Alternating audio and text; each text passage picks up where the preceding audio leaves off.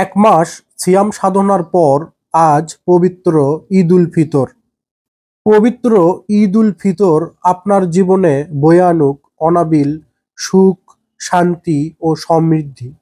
সবাইকে জানাই ঈদ মোবারক।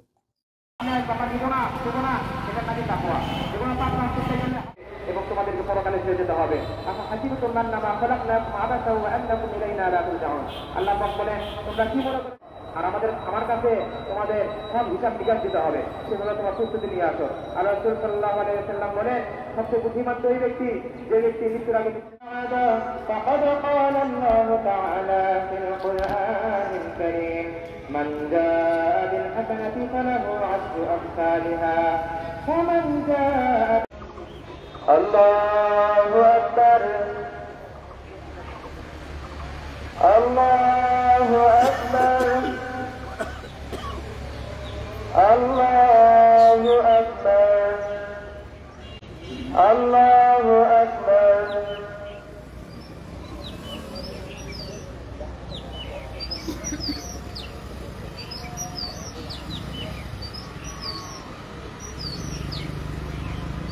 سمع الله لمن حمده الله أكبر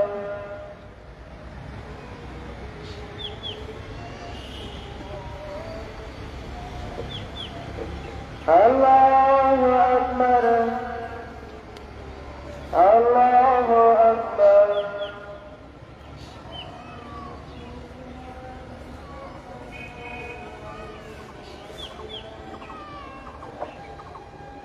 الله أكبر اللهم إنا نسألك الهدى والتقى والعفاف والغنى اللهم حاسبني حسابا يسيرا اللهم يا حي يا قيوم برحمتك أستغيث أنت ولي في الدنيا والآخرة توفني مسلما وألحقني بالصالحين رب ارحمهما كما ربيانا صغيرا اللهم إنا نسألك